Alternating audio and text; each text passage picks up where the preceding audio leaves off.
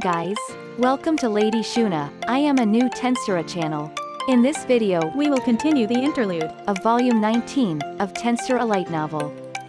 If you haven't watched the previous video, please feel free to visit my channel. The links can also be found in the description below. If you like this kind of content, then please consider leaving a like and subscribe to the channel. All media used in this video are used in the purpose of entertainment and education, under the terms of fair use. All clips, images and music belongs to their respective owners. So without further ado, let's get into the video. Interlude, The Army of Justice. Michael had also just came back, when Feldway returned to the Heavenly Star Palace. Looks like you got beat up pretty bad. Something unexpected happened. I went out to purge the defector Obra, but my castle guard didn't work. What? I didn't have a problem. That's probably why. These powers are one at their core. Since you've set your loyalists as phantoms, I'm guessing that there is no one who knows about me. But there's me? Fufu, that's against the basic principles of the skill. It's natural for your allegiance to be nullified. As if just having a casual conversation, Michael and Feldway reported each other's situation. Michael, not being able to use the castle guard, came to Feldway as a surprise. However, in his perspective, it's still fine, since he was able to figure it out, without sustaining serious damage. Feldway was even more concerned about the things that Obara, the traitor, would do, and how it would end. Feldway asked about Obara, and according to Michael, she was able to escape. Michael also added that Obara was successfully protected by her admirable and loyal subordinates until the end, thus, it was a shame to have lost such valuable assets. It was ironic that Michael's attitude, while saying those things, was like that of someone else, even though he was the one who had killed them all by himself. When Michael told that, Feldway's replied indifferently. That is because, for Feldway, Obara's subordinates were loyal only to her, so it had no significance to him, nor consider them a great loss to him. Plus, Feldway thought that losing them would not affect the castle guard in any way, so it was not a problem. Obviously, this callousness of Feldway was the reason why he was not well liked. However, he couldn't care less, and just continue his rationalism to the utmost. After a while, Michael was the one to change the subject. He confirmed that their forces had decreased since before the battle, upon looking at the newcomers, Leon and Jahil.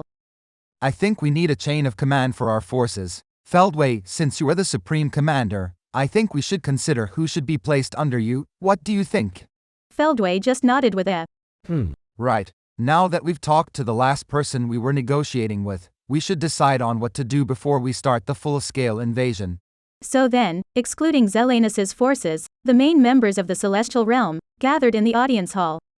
Since Michael already heard about it, he just nodded in agreement, after Feldway presented the results of the current operation. Dino, on the other hand, spoke absent-mindedly. I see, so Aurea was killed in action. But as I have mentioned in the previous videos, Aurea wasn't killed, but rather, she had been eaten by Vega. Feldway omitted that truth when he was explaining it. Aurea was still a friend to Dino, although he had never really known her.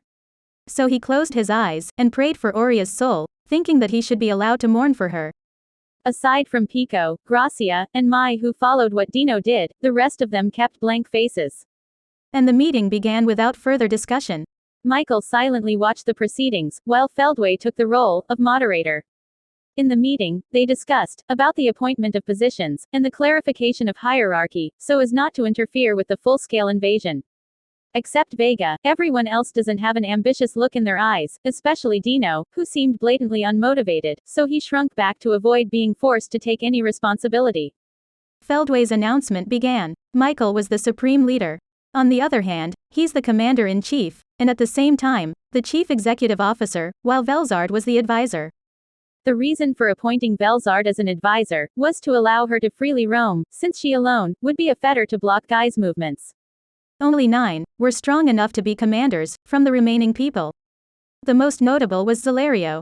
However, Feldway remembered that there was one more. The last one, who was not there, was an old acquaintance and friend of him.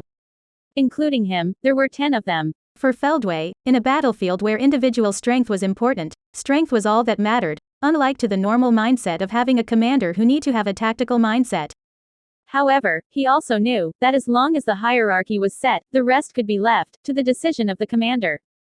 It had worked so far, although he's aware that it was completely wrong. So, with certainty and confidence, Feldway set the hierarchy of strength. Among the strongest was him, his old friend who was not there, and they were followed by Zalario and Jahil. He appointed those three as the new 3 Phantom Commanders. First of all, we will establish the new 3-star commanders to replace the position of 3 Phantom Commanders. As generals of Veldanava-sama, I want you to exert your power to the fullest. There were 2 people, other than the Phantoms, and that was the reason for the name change. The star, of course, was about the Star King Dragon. Feldway intended the title, for the strongest people in their side, to serve as a general with the purpose of reviving Veldanava. Kornu is dead, and Obara has betrayed us. In place of these 2, I will appoint Jahil. The other one is expected to enter the war soon and will be appointed at that time. As soon as Feldway finished speaking, Vega started to murmur in discontent. Hey now. You're appointing some random bastard to be a supreme general of the heavenly army instead of me? That doesn't make any sense. Vega, who had gotten stronger by eating Oria, and had lost the concept of remorse, was carried away by his emotions again. Unlike Yuki, who could handle Vega well, Feldway didn't care so much about him. He doesn't even have any idea how to utilize human resources, but only a very clear mindset that all that mattered was the usefulness of a person. For him, anyone who was not useful should be discarded. Shut up. My decision is final. If you make another comment, I'll have you executed. Are you prepared for that? Vega, with his superior survival instincts, could sense that the next time he disobeyed Feldway, he would seriously dispose him. He found Feldway's strength to be on a different level, that he knew he was not yet a match for him, despite feeling all-powerful after his growth. So, he retreated quietly. Damn. I'm sorry. I wanted you to think more highly of me, so I interrupted you. Vega toned down his dissatisfaction and made up for his mistake. Then, he smiled once he heard Feldway's next comment. Don't be so rotten about it. I think highly of you as well. That's why I'm giving you the lead position of the 7 Angels of Death. The 7 Angels of Death was a group that was supposed to be composed of the ultimate skill holders of the angelic lineage. However, there were not enough of them, so Feldway designated the remaining main force as the 7 Angels in order to make up the numbers, because he did not care about details in the first place. In Feldway's original plan, Kigali and Obara were supposed to be members of the 7 Angels. On the contrary, Vega would just be one of the 4-star commanders, while Mai and Oria were going to serve as support by being assigned as auxiliaries. However, the plan had been drastically modified from the very beginning. The 3-star commanders were Zalario, Jahil, and one more person. On the other hand, Leon, Dino, Pico, Gracia, Arios and Mai Furuki, with Vega at the top, consisted the 7 Angels.